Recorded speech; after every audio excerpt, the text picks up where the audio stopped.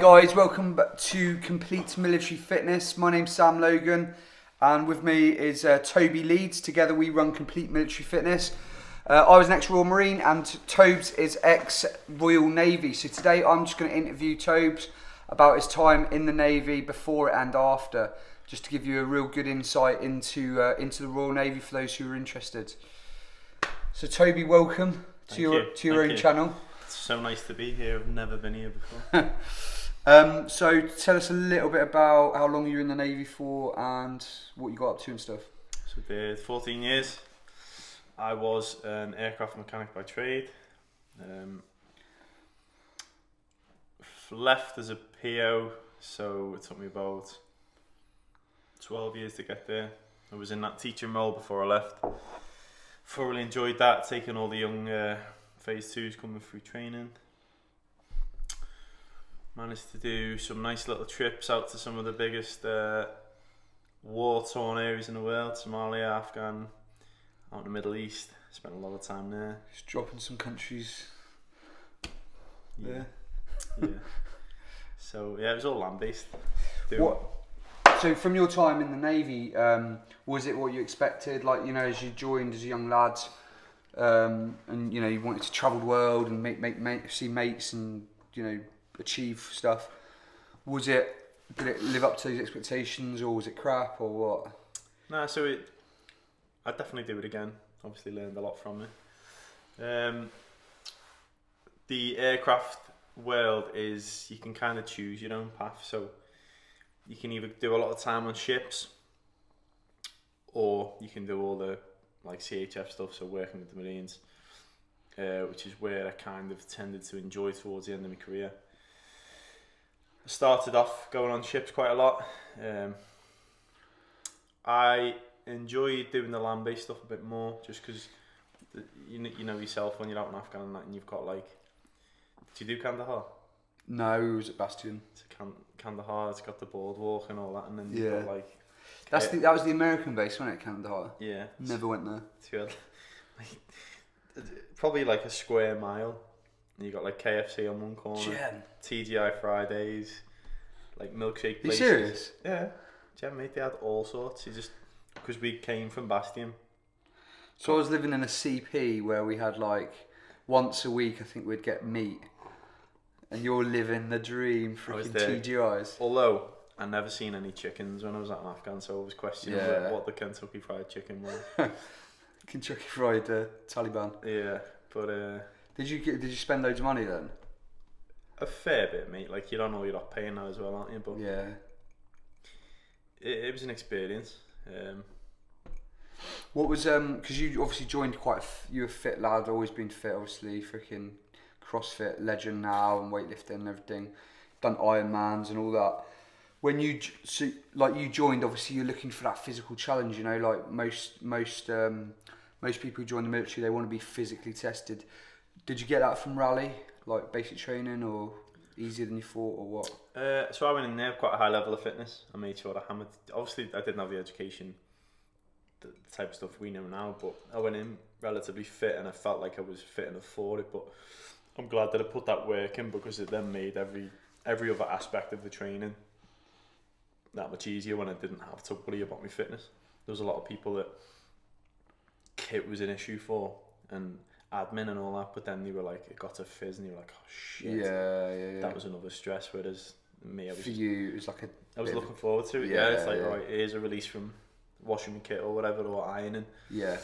Squaring my bed away and prepping for the next day. It's like, right, fizz, happy days. Yeah. So it allowed me to enjoy it, which was good. Was because obviously you're into your sport, and so at the time it was triathlon. Was it triathlons or biking? Or? I didn't pick that up till later in my career. What were you doing at that time? Football or?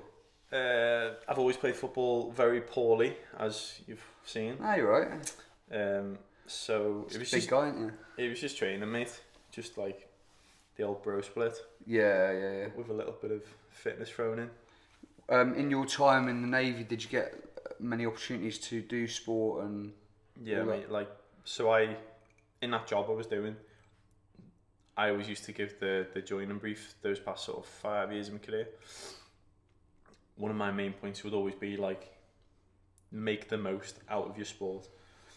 So whether it was footy or you know yourself, there's a sport for everything. Yeah. I'd always go around the class and ask people what sort of level they were at, and you get someone say, oh, you know, I played rugby for Sale Sharks or whatever, and I'm like, that's your career.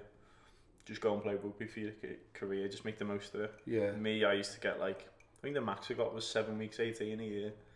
Really? Skiing, cycling. 7 weeks, 18. Triathlon camp.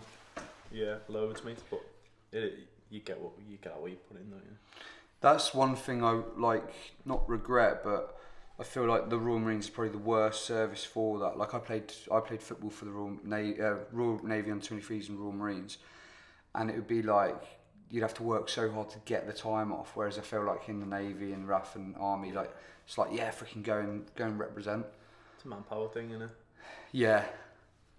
But no, I think you've just got to make it happen for yourself. Yeah. So many lads and lasses kind of waited. Yeah, good shaker. Legend. Yeah, they're the worst then. Yeah, you've just got to make it happen. Yeah. Even like, I wasn't the best cyclist or the best triathlete. Too heavy for it, but I still just kept putting my name forward and doing races and then getting on the team. 2 weeks in the sun, mate, in Mallorca. Wake up, swim in the sea, breakfast, go off on a nice bike ride for 5 hours, come in, scram, little run, scram. Yeah. Hoof and that. Oh, mate. What is there anything you change about your career, like on the other side of it? Like, would you join the Navy? Would you join another service? Would you go the branch you went? Would you go try and go SF? Anything like that? Like, I think I certainly chose the right branch. Maybe the branch that I was in being aircraft and location, I might have looked at joining the RAF because they're very similar. And obviously all the travelling that I did up and down, it might have been better, but I still enjoyed what I did. I'm glad I went into that trade.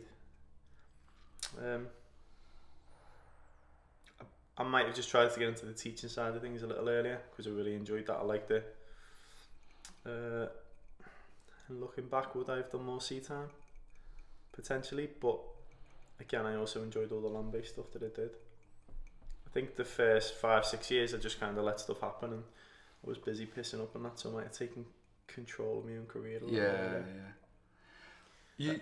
Sorry. I did have the chance to go, so in our job there was like a fast track through promotion, and I remember when I was on the course, they were like, are you going to go for fast track? And I said, you had to be above 85% average, and I was like at 80% say, and they were like, if you pick up your grades a bit, study a bit harder, you can go fast track and then you get promoted quicker. And at the time I was like, nah, just gonna want to go and get pissed. Yeah. And I would have been a PO a lot sooner. Probably could have been a chief by the time I left. Yeah. Because all my mates that I was on the course with did it, and they're all chiefs now. Yeah. I'm a chief as well. Chief. Crap ants. You were in a long-term relationship, but it was also long distance as well. What was that like? Like, was that freaking nails or quite easy or? Again, you just make it work. Like, I had to sacrifice the driving time and all that sort of stuff, but a lot of people just moved the missus down, Maddie Patch, or just bought around where they were based. Were you tempted by that or? Yeah, at the time, mate, it was an option, but I wasn't sure what I was doing with my career, so yeah. There's options out there for people who are in relationships, isn't it? It's just about what works for you as a person, Yeah. What did you work with other services like Army, RAF, Marines? Yeah, did a lot, and again because of the branch I was in, we did a lot of exercises like tri-service stuff with different aircraft and working, and where we were in Kandahar, it was all shared between Army, RAF, Navy, and obviously doing all the sneaky stuff out there with the services going out and getting all the bad guys. What was there anything that you took from like the other services, or like services you like working with, or were like, nah, I don't like working with them, or like, do you know what I mean? Like any differences and stuff. I always liked working with the RAF, mate, because there seemed to be a hell of a lot of money. Happier. They had all the butlers and stuff bringing us cups of tea, but no, it was it's good to just see how different services do things and what you can take away from that. But yeah, we did most of our stuff with the RAF because the Fleet Air Arm technically falls under the RAF. Yeah, yeah. So it was like a cross between the two services. Mm. What would you say to anyone who, because how old were you? 18 when you joined. Mm-hmm. What would you say to an 18-year-old lad or lady who's not really sure what they want to do with themselves, but likes the idea of the military, but a bit scared to commit to it or whatever? Like, yeah, I'd certainly just say research the options available to you, and don't go in not knowing what there is. So, like, for example, our job that we were doing, we could either work in Yeovilton, you can work in Cornwall, or you can be in Portsmouth. It's now Norfolk as well, but just know where you might end up, what job you might be doing. how much of a choice do you have for that? Like, not a choice at all? Or? Yeah, you put your draft in. Obviously, it's always down to manpower. Yeah. 9 times out of 10, people get what they want, and if they don't, then they'll swap with someone who will. So most of the time it works out. People are in those jobs to try and make it work for people, because someone might have a family in Norfolk, so it's no good for them to be in Cornwall when there's a draft in Norfolk. So stuff like that's taken into consideration. But it's just worth knowing what your options are, so you don't go in and go, oh well, you mean I can't live in Newcastle? I've got to go down there. Just know about that. Choose the right service that's going to be the correct location for them, definitely. And then think about the job and the qualifications they want, or that they might end up leaving with for after that career. Yeah, Roger, mate, yeah. As 18, you can do a full career. 22 years, leave at 40. And have another still career, young, mate, ain't you? Yeah. Still got 25 years of working in you if you want. What best dit or best trip or best or the most memorable thing you can think of, obviously on the spot, from your time in the Navy? I think just some of the stuff we dealt with when we went down to Somalia, mate. Like, people think they have a hard time. Yeah. Sat round Birkenhead or wherever they're from in the UK, and then you go to Somalia and you're picking up pirates who are like, one lad was 7, not a shirt on his back, out on his pirate crew, covered in shrapnel wounds. Yeah. 7 years old, and you're just like, what is it? Like, what is it? How has his life been compared to yours? And just like, we stopped in nice places, we stopped in crap places, but just that exposure to like what's out there in the world, that was definitely an eye opener. That did it change the way you thought about your own life or operated or whatever? Like I say, just when you see the extreme poverty some people are dealing with and the hardship, and then you get home to your nice warm house and whatever you're from the UK, top of the food chain as well, nothing's going to kill you. Yeah, it's good, mate. It's an experience. Yeah. And that was like the biggest eye opener. But in terms of like custody, then a couple of nice trips down to Seychelles, and you do ones around Europe, and you just get to go off and spend 2-3 days somewhere around the world.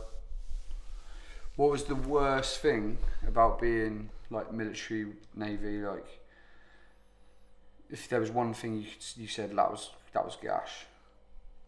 Couldn't grow a moustache. You weren't allowed to? Just a Mozzie on its own? Yeah, it's Marines can, Army can. Yeah. RAF can do both now, but nah. I think just say your front line, it's very much, your life is a bit up in the air at times. Yeah. But that's down to role, really. Obviously, that's combated with second line time, like downtime. But probably that for me. The chopping and changing at times. Yeah, not having that control over your own life. Yeah. But then the rewards of like, achieving stuff or seeing Somalia and sort of outweighs it in a way, doesn't it? But yeah, hard, isn't it? Happy days, mate. Legends. Anything else you want to add to anyone who's sort of on the fence with like joining? I'd just say that give us a shout, because that's what, obviously, with what we're doing, we are providing that platform for people, but also we are a fountain of knowledge between us. That's fountain, that's knowledge. Merged. Combined. But yeah, we obviously we've helped a lot of people make those decisions as well, haven't we? And it's not just about that physical prep, it's about knowing what you're going into, and we have kept in contact with a lot of people as well that we've helped, so that's what I'd say. Just tap into our knowledge if you're thinking of getting on the programme.